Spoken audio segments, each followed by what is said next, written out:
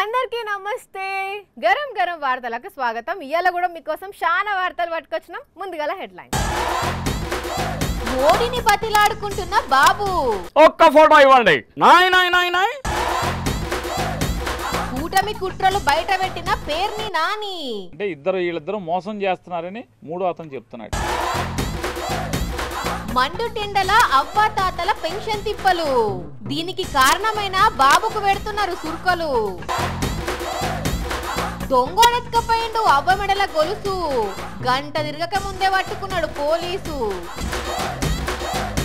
Cell phone నేనే కనిపెట్టినా అని silly జోకులేసి సొల్లు సోది చెప్పే బాబు గారు ఎందుకో ఇవాళ సెల్ ఫోన్ పట్టుకొని సెల్ఫీ కోసం తిరుగుతుండట. మరి ఇంతకు ఆ బాబు ఎవరి ఫోటో కోసం ఎతుకుతుండబ్బా? వయస్సు మీద పడుతుంది, కడుపు మండి పోతుంది, పొలుసు గారిపోతుంది, ఎందుకిలా నా కర్మ కాలిపోయింది. అయ్యో బాబు గారు, మీ కర్మ మీద కాకిరెట్టయ్యా, అలా బాధపడతారేంటి? ఏమంటే ఏం చెప్పమంటారండి, మా ఉమ్మడి మేనిఫెస్టో పైన మోడీ గారి ఫోటో లేకపోయేసరికి ఆయన మాకు సపోర్ట్ చేస్తున్నాడు అంటే ఎవరు కూడా నమ్మట్లేదు. అందుకే ఆయన దగ్గరికి వెళ్ళి బతిమలాడుకునైనా సరే నేను కనిపెట్టిన ఈ సెల్ ఫోన్ తో ఒక ఫోటో తీసుకుందామని వెళ్తా ఉన్నాను. మీకు సపోర్ట్ చేయడం ఆరోగ్యానికి, ఆనందానికి అన్నిటికీ హానికరమే అని ఈ ప్రపంచంలోనే అందరికీ తెలుసులే. అయినా అవన్నీ నాకెందుకులే, మీ ప్రయత్నం ఏదో మీరు చేసుకోండి. ఈయన ఎక్కడున్నాడు? ఈయనకి తెలియకుండా ఫోటో తీసుకున్నా. ఎస్, అక్కడ రూమ్లో ఉన్నాడు. ఎస్, దొరికింది. హే చోర్ చోర్ చోర్, పకడో ఇస్కో పకడో. సాబ్ నేను దొంగని కాదు, నేను బాబుని. దోనోవి ఏకి చేనా, రెండు ఒకటే కదా. అలా అంటారేంటి సాబ్? మారే చోర్ని చోర్ అనకపోతే చోటా భాయ్ అనాలా? అసలు ఇంతకు తమరు ఎందుకు వచ్చారు? ఎందుకు ఫోటోను తీస్తున్నావు? మీ ఫోటో కావాలి, ఒక్క ఫోటో ఇవ్వండి. నో నేనివ్వను. ఒక్క ఫోటో ప్లీజ్, ఒక్క ఫోటో. అసలు ఎందుకు అంతలా నా ఫోటో కావాలి అని మీరు కోరుకుంటున్నారు? అంటే అది మా మేనిఫెస్టో మీద మీ ఫోటో వేసుకుందామని. నాయ్ మీ మేనిఫెస్టో ఒక చెత్త మేనిఫెస్టో. అందులో మీరు చెప్పినవన్నీ అబద్ధాలు. అందుకే దానిపైన ఫోటో వేస్తే నా పరువు పోతుంది. సో నేను ఫోటో ఇవ్వను. వెళ్ళిపో, మీ కాళ్ళు పట్టుకుంటాను. ఒక్క ఫోటో ఇవ్వండి. నాయ్ ప్రపంచంలో ఎవరిని నమ్మినా నన్ను మాత్రం నమ్మొద్దు. అప్పట్లో నన్ను ఎంత తిట్టావో గుర్తు లేదనుకున్నావా? అవన్నీ మనసులో పెట్టుకోకండి. ఒక్క ఫోటో ఇవ్వండి ప్లీజ్. మర్చిపోయే మాటలు అన్నారా మీరు? వ్యక్తిగతంగా కూడా నాపై విమర్శలు చేశారు. అన్నీ గుర్తున్నాయి. తప్పైపోయింది. ఇంకొకసారి మళ్ళీ అలా చేయండి. ఒక్క ఫోటో ఇవ్వండి ప్లీజ్. అందితే జుట్టు, అందకపోతే కాళ్ళు పట్టుకుంటావు నువ్వు. అయినా అది ఒక్కసారి పోయినా సరే మేనిఫెస్టో చూపించు. అది కాకెత్తుకుపోయింది. అన్ని కాకమ్మ కథలు చెప్పకు. అలా చెప్తేనే ఈ గతి పట్టింది నీకు. లేదు, ఈసారి గెలిస్తే నేను చెప్పినవన్నీ అమలు చేస్తాను. అవునా? అయితే రాష్ట్ర ఆదాయం ఎంత? నువ్వు ఇస్తున్న హామీల ఖర్చు ఎంత చెప్పు. అంటే నేను నమ్మడం కాదు, నిజం చెప్పు. దొంగ హామీలు ఇచ్చి మళ్ళీ మోసం చేద్దాం అనుకుంటున్నావా? ఇంకా దానికి నా సపోర్ట్ కావాలా? జై ఎలాగైనా మీరే నన్ను కాపాడాలి. ఈసారి అధికారంలోకి రాకపోతే ఇక నా రాజకీయ జీవితం అయిపోతుంది. మా పులకేసికి ఏమీ తెలియదు. ఎలాగైనా మీరే నన్ను గెలిపించాలి. నా రాజకీయ జీవితం నాశనం కావద్దు. మీకు దండం పెడతాను. ఒక్క ఫోటో ఇవ్వండి ప్లీజ్.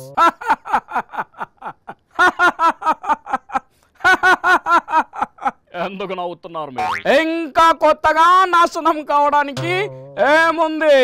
నువ్వు చేసిన పాపాలకు ఎప్పుడో నాశనం అయిపోయావు. వెళ్ళిపో.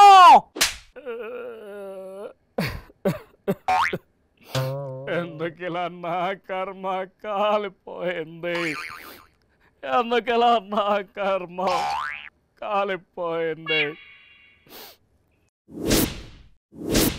ఒక 74 ఏళ్ల వృద్ధుడు అన్నిన కుట్రకు లక్షల మంది వృద్ధులు పింఛన్ పైసల కోసం ఎర్రటి ఎండల్లో ఆగమవుతున్నారు. ఇంట్లో ఉన్నోళ్ళను రోడ్డు మీదకి తీసుకొచ్చి మీ సావు మీరు జావండి అని చేతులు తులుపుకున్న చంద్రబాబును తిట్టి జాపిస్తున్నారు. వాళ్ళ గోస చూస్తే పాపం అనిపిస్తుంది ఎవ్వలకైనా.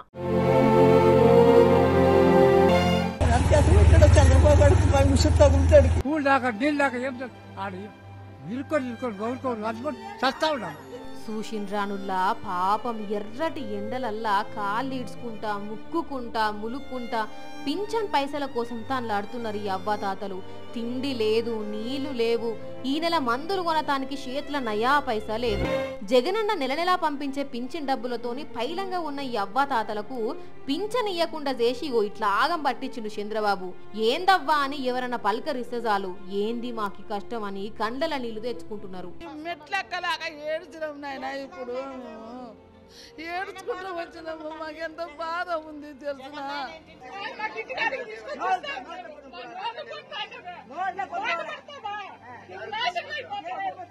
ఒళ్ళుల్లో బాగలేకపోతే ఎండకి నడవలేక అల్లాడిపోతున్నాం. అక్కడికి వెళ్తే ఎక్కడికి వెళ్ళమంటారు, ఎక్కడికి వెళ్తే మిగితే డబ్బులు పడినది అని. ఎన్నడూ ఇంట్లో నుంచి బయటకు రాని వృద్ధులు కూడా బ్యాంకుల చుట్టూ తిరిగే పరిస్థితి తీసుకొచ్చిండు చంద్రబాబు. ఇన్నేళ్లు నెల నెల 1వ తారీఖునే వాలంటీర్లు వచ్చి తలుపు కొట్టి పింఛన్ డబ్బులు ఇచ్చిపోతుండే. అయితే వాలంటీర్ల మీద పగబట్టి ఇంటికి పోయి పింఛన్లు ఇయ్యొద్దు అని పుల్ల పెట్టిండు. ఆ గడు చూడుండి చంద్రబాబు మీద దుమ్మెత్తిపోస్తున్నారు అవ్వాతాతలు. 5 గంటలకు తలుపు తట్టి చేస్తా ఉన్నారు, ఏ సమస్యలు లేకుండా ఉన్నాయి. ఇప్పుడు లేని బాధలు ఆడబడి ఏడబడి లేచి పట్టుకోవచ్చు, ఒక బండ్లెక్కించుకోవచ్చు, మూడు అడుక్కుని వస్తున్నారు సార్. ఇప్పుడు అత్త మీద కోపం దుత్త మీద చూపెట్టినట్టు జగన్ మీద ఉన్న కోపాన్ని ఈ అవ్వాతాతల మీద చూపెట్టిన చంద్రబాబుకు శాపనార్థాలు పెడుతున్నారు.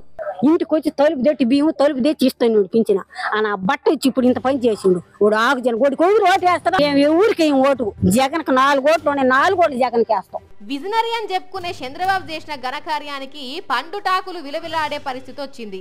అయినా చంద్రబాబుకు సోయి రాలే అని తిడుతున్నారు అవ్వాతాతలు. కొండ నాలుకకు మందే పోతే ఉన్న నాలుక ఊడిపోయింది అన్నట్టు వాలంటీర్లకు షాక్ ఇద్దాం అనుకున్న చంద్రబాబుకు ఖతర్నాక్ కరెంట్ షాక్ తగిలింది. అవ్వాతాతలను ఆగం చేసిన చంద్రబాబును గొర్ర గుంజుకొచ్చి ఒక రోజు మొత్తం ఎండలో నిల్చోబెడితే బుద్ధొస్తుంది అంటున్నారు రోజా. చంద్రబాబు నాయుడు చేసిన నీచ రాజకీయాల వల్ల ఈరోజు రాష్ట్ర వ్యాప్తంగా పెన్షన్లు తీసుకునే అవ్వతాతలు దివ్యాంగులు ఎంత కష్టపడుతున్నారో చూస్తేనే మనసు ద్రవించిపోతుంది. అసలు చంద్రబాబు ఇంత పాపానికి ఎందుకు అడిగట్టిండు మేడం? మన యొక్క ఫాలోయర్స్ ఎవరైతే ఉన్నారో తొత్తులు నిమ్మగడ్డ రమేష్ అచ్చెన్నాయుడుతో ఎలక్షన్ కమిషన్ కి ఈరోజు వాలంటీర్ల మీద కంప్లైంట్ చేయించి ఆ వాలంటీర్ వ్యవస్థ పెన్షన్లు ఇవ్వకూడదని చెప్పి ఈరోజు బ్యాంకుల్లో వేయమని ఎలక్షన్ కమిషన్ చెప్పే పరిస్థితి తీసుకొచ్చారు. ఇంత ఘోరం ఉంటదా? వాలంటీర్ల మీద కోపంతో ముసలోళ్లను ఆగం చేసుడు అదేం పద్ధతి, అదేం రాజకీయం? దాదాపుగా 45 పైన ఉంది, 46-47 డిగ్రీస్ లో ముసలోళ్ళు ఈరోజు బ్యాంకుల దగ్గర పడికాపులు కాస్తుంటే దాంట్లో కొంతమంది మరణిస్తుంటే నిజంగా చాలా బాధేస్తుంది, ఏడుపొస్తుంది. కానీ చంద్రబాబుకైతే శీవ గుట్టినట్టు కూడా లేదు. కానీ చంద్రబాబు నాయుడుకి మనసు అనేది లేదు. ఉంటే ఇట్లెందుకు చేస్తాడు మేడం? ఈ రోజు చంద్రబాబు నాయుడిని సూటిగా అడుగుతున్నాను, అడగండి, ఏం అడుగుతారో. నీ వయసున్న అవ్వతాతల్ని ఇలా ఇబ్బంది పెట్టడం నీకు భావ్యమేనా? కుర్సీ కోసం ఏమన్నా చేస్తాడు చంద్రాల తాత. వచ్చి ఒక్క రోజు ఎండలో నించోడు, రోడ్డు మీద ఎండలో ఒక్క రోజు నించుంటే ఆ అవ్వాతాతల కష్టమేందో నీకు అర్థమవుతుంది. అవ్వాతాతలను ఎండలో మాడిపోయేటట్టు చేస్తుంది కదా, రేపు వాళ్ళే చంద్రన్ తాతను గుంజుకొని వచ్చి ఎండలో నిలబెట్టేటట్టున్నారు. ఈ గ్రామాల్లోకి తెలుగుదేశం పార్టీ వాళ్ళు గాని జనసేన వాళ్ళు గాని ఓట్లకు వస్తే చొక్కా పట్టుకొని నిలదీసి ఆ చంప ఈ చంప వాయించండి. అవ్వాతాతల మాటలు వింటుంటేనైతే మీరన్నట్టే చేస్తారేమో అనిపిస్తున్నది. చంద్రబాబు పేరు చెప్తేనే మీద పడి కొట్టేటట్టున్నారు జనాలు. కొందరు కేటుగాన్లు బ్యాంకుల ముందు నిల్చొని డబ్బులు డ్రా చేసుకొని పోయేటోళ్ళను టార్గెట్ చేసుకుంటారు. వాళ్ళు బయటకి రాగానే అగో ఆ 500 రూపాయల నోట్ నీదేనా అని అడుగుతారు. అవును నాదే అని వంగి తీసుకునేటోళ్లకు వాళ్ళ చేతులున్న బ్యాగును మాయం చేస్తారు. కూటమి మేనిఫెస్టో కూడా గట్లనే ఉన్నది అని అంటున్నాడు పేర్ని నాని. ఇంకా ఏం చెప్తాడో చూద్దాం. ఈ కూటమి సర్కస్ లో ఒకసారి చూడండి. వాళ్ళు చేసే సర్కస్ కాదు సార్, మేనిఫెస్టో గురించి చెప్పండి. 3 ఫోటోలు కాస్త 2 ఫోటోలే. ముగ్గురు కలిసే కూటమి దుగ్నం స్టార్ట్ చేసారు కదా, మరి మూడో ఆయన ఫోటో ఎందుకు లేదు? ఆ హామీలకి ముగ్గురులో ఒక ఆయన సంతకం పెట్టే పరిస్థితి లేదు. ఎందుకు ఎందుకు అంటే వీళ్ళిద్దరూ మోసం చేస్తున్నారని మూడో అతను చెప్తున్నాడు. అంటే ఈ మేనిఫెస్టో ఉత్త జుజుబి అని ఆ మూడో ఆయనకు కూడా తెలిసిపోయిందా? అయినా ఆ మేనిఫెస్టోలో గన్నిగనం హామీలు ఇచ్చిండు కదా చంద్రబాబు, అదంతా అయ్యే పనేనా? మా ఊళ్ళో కొంతమంది ఉంటారు, అక్కడక్కడ అప్పు అడుగుతారు. 25 రూపాయలు వడ్డీ అయినా పర్లా, 30 రూపాయలు వడ్డీ అయినా పర్లా, అప్పు తెచ్చేయండి. కట్టేది అయితే కదా అప్పు తేత మామూలుగా 25 రూపాయలు వడ్డీ 20 రూపాయలు వడ్డీ తెస్తాడు. అవును సార్, ఎంత వడ్డీ అయినా సరే అని అప్పు తీసుకునేటోళ్ళు ఉంటారు. అదే నిజాయితీగా కట్టేవాడిని అనుకో, ఏమండి నేను ₹1.5 మించి నాకు వడ్డీ నేను కట్టలేనండి, ₹2 మించి కట్టలేనండి. ఎందుకని వాళ్ళు నిజాయితీ ఉంటుంది. నేను ఎట్టి పరిస్థితిలో నేను బాకీ తీర్చాలి కాబట్టి అంత వడ్డీ అయితే నేను కట్టలేను, ఎంత వడ్డీకి అని బతిమాలుకుంటూ ఉంటాడు. మరి ఇప్పుడు ఈ కూటమి మేనిఫెస్టో ఏ బాబత్ వడ్డీ అంటారు? ఈ 30 రూపాయల వడ్డీకి అప్పులు తెచ్చేసేవాడు తంతే కదా ఇది. అంటే ఈ మేనిఫెస్టో ఉత్తదేనా? మనకి వెళ్తా మామూలుగా చాలా మంది రోడ్డు మీద నడుస్తూ ఏం చేస్తారంటే చిన్న మెరిసే బంగారం ముక్క లాంటిది వేస్తారు. అది ఒంగుతాకు తీసుకుంటే ఇలా వెనక నుంచి ఎత్తేస్తారు, బ్యాగ్ కోసుకుపోతారు. అవును సార్, లేచి చూసుకునేసరికి బ్యాగ్ మాయమైపోతుంది. ఏమండి 500 రూపాయలు మీదేనా అని బ్యాంకు ముందు నుంచి అడుగుతారు. నాదేనండి తీసుకునే పాటి తెచ్చేస్తారు. అంటే మేనిఫెస్టోతోని ఓటర్లకు గాలమేసింది అన్నట్టు. బంగారు కడియం ఆశ చూపెట్టి ఇది నీకే తీసుకుపో అని పిలిచి ఇంత మనిషి దగ్గరకు పోగానే సంపి తినే పులికథ గురించి చిన్నప్పుడు చదువుకున్నాం. ఈ మేనిఫెస్టో కూడా ఆ బంగారు కడియం లెక్కనే కొడుతున్నది. వెనుకటికి ఒక వెంకమ్మ ఇల్లు అలుక్కుంటా తన పేరు మర్చిపోయిందట. విజనరీ చంద్రబాబు ఇంకా తన పేరు మర్చిపోలేదు కానీ తెలుగుదేశం తరపున పోటీ చేస్తున్న క్యాండిడేట్ల పేర్లు మర్చిపోయిండు. వాళ్ళ పేర్లేందో వాళ్ళనే అడిగి మైక్లో అనౌన్స్ చేస్తున్నాడు. రాను రాజుగుర్రం గాడిదైనట్టు అనుభవం పెరుగుతున్న కొద్ది అందరి పేర్లు మర్చిపోతున్నాడు చంద్రబాబు. లాస్ట్కు తన పార్టీ నుంచి పోటీ చేస్తున్న క్యాండిడేట్ల పేర్లు కూడా ఆయనకు తెలివాయంటే గుంటూరులో ఎన్నికల ప్రచారానికి పోయి గంట సేపు స్పీచ్ ఇచ్చి ఆయనతో గుంటూరు ఈస్ట్ వెస్ట్ క్యాండిడేట్ల పేర్లు మర్చిపోయిండు. ఇక మళ్ళా వాళ్ళనే అడిగి వాళ్ళ పేర్లు అనౌన్స్ చేసిండు. ఈస్ట్ ఎమ్మెల్యేగా నజీర్ గారిని ఈస్ట్ ఎమ్మెల్యేగా, అదే మరి వెస్ట్ ఎమ్మెల్యేగా మాధవని. అంతకుముందు సూలూరుపేట ఎమ్మెల్యే క్యాండిడేట్ పేరు కూడా ఇట్లనే మర్చిపోయిండు. దెబ్బకామె బిత్తర పోయి తన పేరు చెప్తే అప్పుడు మైకులు అనౌన్స్ చేసిండు. సూలూరుపేట ఎమ్మెల్యేగా గెలుస్తానా ఓడిపోతే ఏంది నా పరిస్థితి అనే టెన్షన్లో పడ్డాడు పాపం చంద్రబాబు. ఆ టెన్షన్లా ఏం చేస్తున్నాడో ఏం మాట్లాడుతున్నాడో ఆయనకి అర్థమైతలేదు. దానికి తోడు అల్జీమర్స్ ఒకటి మోపైంది. పాపం ఎన్నికల అయ్యేదాకా ఏమవుతుందో ఏందో ఇంకా చూడాలి. ఈ వార్త మా లేడీ సక్క చెల్లెలకే.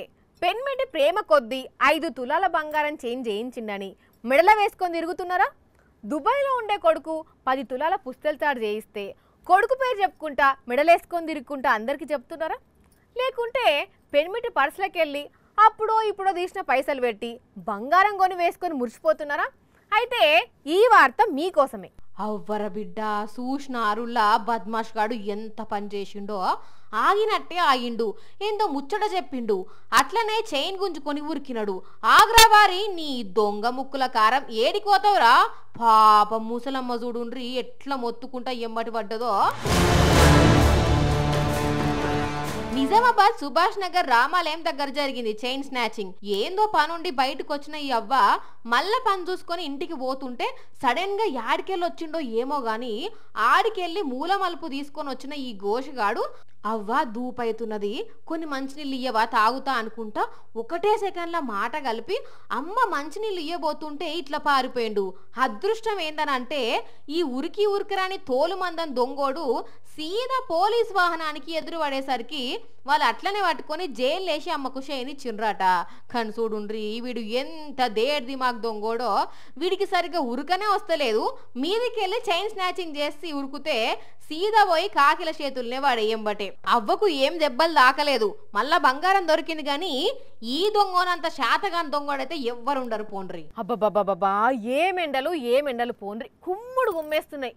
బస్సులో కూర్చొని పోదామంటే అగడొస్తున్నది, బండి మీద పోదామంటే ఇంకా అంతకు మించి టార్చర్ అనిపిస్తుంది. తప్పక వెళ్లాల్సిన పరిస్థితి వచ్చి బండి మీదనో బస్సుల్లో పోతే ట్రాఫిక్ సిగ్నల్ వడ్డ దగ్గర నరకం కనబడుతుందిలా.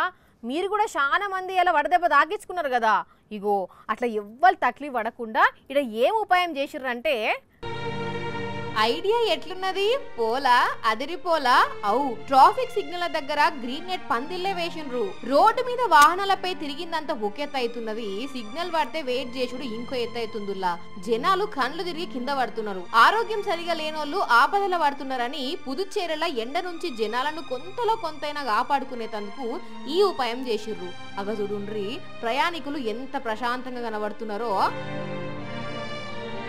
శానా అంటే శానా మట్టుకు రద్దీగా ఉండే కూడళ్ల దగ్గర ఈ ఉపాయం చేసిర్రట గంతే. ఇంకేమున్నది, రోడ్డెక్కిన జనాలు ఎప్పుడు సిగ్నల్ వస్తుందా, ఎప్పుడు సిగ్నల్ పడుతుందా అని ఎదురు చూసుకుంటా ప్రయాణం చేస్తున్నారు. కానీ ఐడియా మాత్రం అదిరిపోయింది పోన్రి. ట్విట్టర్, ఫేస్బుక్, వాట్సాప్ ఇట్లా సోషల్ మీడియా జంగతి ఒక గమ్మత్ వార్తలు వస్తుంటాయి కదా, చూసేయండి. ఓర్ని పోరానికి కాళ్ళే అందుతలేవు, వీడు బండి తీసేది కాక ఇంకో పొలగాన్ని ఎక్కించుకొని చూస్తున్నాడు, ఇద్దరు కలిసి పడతారైంది అనిపిస్తున్నది. చూస్తుంటే అట్లా జరిగితే వింతే ఉన్నది, గరంగరంల కిందకు వస్తాడు వీడు. కానీ ఇప్పుడు చూడండి, వీనికి ఇటు బ్యాలెన్స్ చేస్తే అటు బ్యాలెన్స్ చేస్తే ఇటు కాలే అందుతలేదు. అయినా కానీ ఒక దిక్కు బ్యాలెన్స్ చేసి తమ్ముడిని ఎక్కించుకొని లటుక్కున బ్యాలెన్సింగ్ మధ్యలోనే తెలియకుండా గేరు కూడా మార్చి బురుక్కున పోనిస్తాడు బండిని. మామూలు బ్యాలెన్సింగ్ కాదురా తమ్మిని ఇది. ఇప్పుడే బండిని ఇంత బ్యాలెన్స్ చేస్తాను అంటే రేపట్ల పెళ్ళాం వచ్చిన తర్వాత తల్లికి పెళ్ళానికి లొల్లి కాకుండా ఇంకెంత బ్యాలెన్సింగ్ గా వ్యవహరిస్తావో అనుకోవచ్చిండ్రు కావచ్చు. పెళ్ళైనాక దీపాలకి బండి పెడతానని చెప్పి అత్తగారు ఇంకా పెట్టకుంటే ఈ బండిని చూసి అది తెచ్చుకునేటోళ్ళు. కానీ ఇది ఇట్లుంటే ఈ అక్కను చూడండి, మరి ఇది అక్క తెలివేనో ఇంకెవరన్నా ఉపాయం చెప్పిర్రో గాని ఇంట్లో వాషింగ్ మిషన్ లేకపోయేసరికి ఉతికి జబ్బలు నొత్తానని ఈ ఉపాయం చేసింది. మరి దీన్ని టాప్ లోడ్ అనాలనా, ఫ్రంట్ లోడ్ అనాలనా, సైకిల్ లోడ్ అనాలనో అర్థమైతే లేదు కదా. మంచిగా ఉన్నదొక ఆలోచన. కాకుండా షైనుకున్న ఆయిల్ అంతా బట్టలలో పడ్డదనుకో అప్పుడు తెల్లగా కూడా కాదు, తీర్లు అవుతాయి బట్టలన్నీ. పైలం ఇట్లాంటివి చేసేటప్పుడు జాగ్రత్తగా ఉండాలన్నమ్మ, లేకుంటే తిట్ల పడతారు ఇంట్లోతోటి. చూసిరు కదా, ఇవి ఇవాల్టి గరం వార్తలు. మళ్ళొచ్చే ఎపిసోడ్ లో ఇంకిన్ని గరం వార్తలతోని కలుద్దాం. అప్పటి వరకు ఏం చేయనో తెలుసు కదా. ఎస్, చూస్తూనే ఉంటుండ్రి తెలుగువారి మన సాక్షి టీవీ. టాటా.